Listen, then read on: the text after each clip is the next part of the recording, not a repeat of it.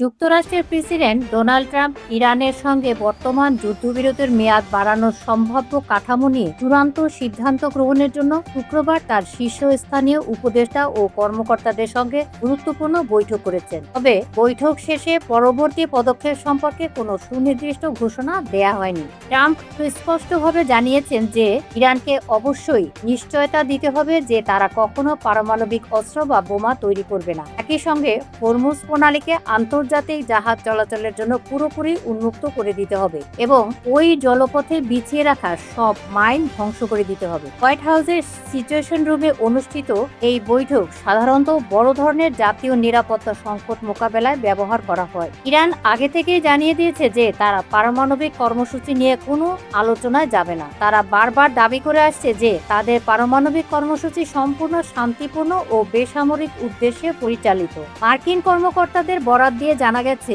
বৃহস্পতিবার যুক্তরাষ্ট্র ও ইরানের মধ্যে একটি সমঝোতা স্মারক ফ্রেমওয়ার্ক খসড়া নিয়ে সম্মতি হয়েছে, যা এখন দুই দেশের শীর্ষ নেতৃত্বের অনুমোদনের অপেক্ষায় রয়েছে। প্রতিবেদনে বলা হয়েছে, এই সমঝোতার মাধ্যমে 60 দিনের জন্য যুদ্ধবিরতি বাড়ানো এবং ইরানের পারমাণবিক কর্মসূচি ভবিষ্যৎ নিয়ে আরও বিস্তারিত আলোচনা শুরু করার কথা রয়েছে। হোয়াইট হাউসের একজন কর্মকর্তা বিবিসির মার্কিন অংশীদার সিবিএস নিউজকে জানিয়েছে, প্রেসিডেন্ট ট্রাম্প শুধুমাত্র এমন চুক্তিতেই সম্মত হবেন যা যুক্তরাষ্ট্রের স্বার্থ রক্ষা করে এবং তার নির্ধারিত শর্তগুলো পূরণ করে। ইরান কখনোই পারমাণবিক অস্ত্রের মালিক হতে পারবে না। 8 এপ্রিল থেকে যুদ্ধবিরতি কার্যকর হওয়ার পর থেকে ট্রাম্প একাধিকবার ইঙ্গিত দিয়েছিলেন যে দুই দেশের মধ্যে চুক্তি স্বাক্ষরের খুব কাছাকাছি অবস্থানে রয়েছে এবং আলোচনা অগ্রসর হয়েছে, কিন্তু এখন পর্যন্ত কোনো বাস্তব অগ্রগতি দৃশ্যমান হয়নি। তিনি আরও জোর দিয়ে বলেন,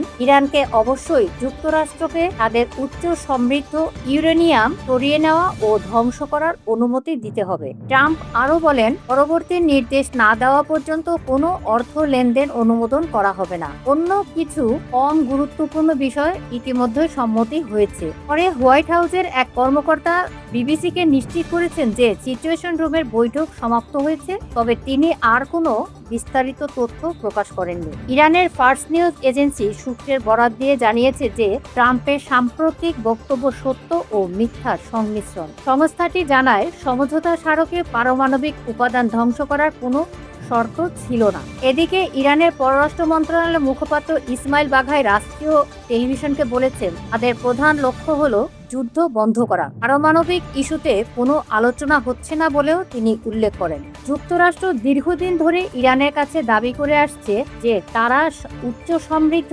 ইউরেনিয়াম উৎপাদন বন্ধ করবে এবং বিদ্যমান মজুদ ধ্বংস করবে, কারণ এগুলো পারমাণবিক অস্ত্র তৈরিতে ব্যবহৃত হতে পারে। ইরান বারবার দাবি করে আসছে যে পারমাণবিক কর্মসূচি সম্পূর্ণ শান্তিপূর্ণ এবং তারা কখনো পারমাণবিক অস্ত্র তৈরি করতে চায় না। যুক্তরাষ্ট্রের প্রতিরক্ষা মন্ত্রী পিট হেগসেথ সিঙ্গাপুরে এক নিরাপত্তা সম্মেলনে বলেছেন, ইরানে সম্ভাব্য নতুন হামলার জন্য মার্কিন বাহিনী পুরোপুরি প্রস্তুত রয়েছে। তিনি বলেন, আমাদের সামরিক মজুদ ও যুদ্ধাস্ত্রের ভারসাম্য অত্যন্ত শক্তিশালী এবং নিখুঁত। আমরা খুব ভালো অবস্থানে আছি। প্রসঙ্গত, 28 ফেব্রুয়ারি যুক্তরাষ্ট্র ও ইসরায়েল ইরানের বিরুদ্ধে যৌথ হামলা চালায়। জবাবে ইরান, ইসরায়েল ও উপসাগরীয় অঞ্চলে মার্কিন সমর্থিত লক্ষ্যবস্তুর উপর পাল্টা হামলা এবং হরমুজ প্রণালী কার্যত বন্ধ করে দেয়। এতে বৈশ্বিক তেলের দাম উল্লেখযোগ্যভাবে বেড়ে যায়। বিশ্বের প্রায় 20% জ্বালানি সাধারণত এই প্রণালী দিয়ে পরিবহন হয়। বৃহস্পতিবার যুক্তরাষ্ট্রের ভাইস প্রেসিডেন্ট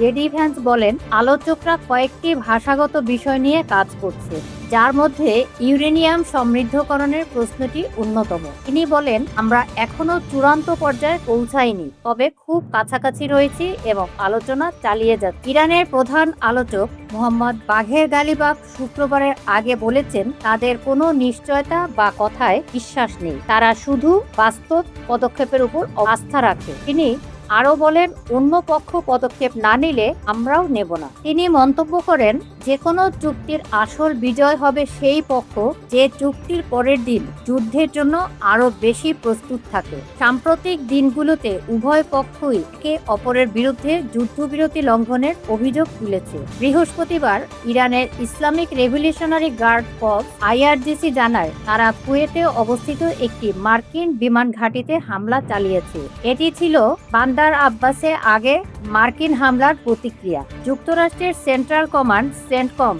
এই হামলাকে গুরুতর যুদ্ধবিরতি লঙ্ঘন হিসেবে বর্ণনা করেছেন। সূত্র BBC নিউজ এবং CBS নিউজ। ভিডিওটি যদি ভালো লাগে, ইনফরমেটিভ মনে হয়, তাহলে সাবস্ক্রাইব করে লাইক করে পাশে থাকবেন। সবাইকে ধন্যবাদ। সবাই ভালো থাকুন।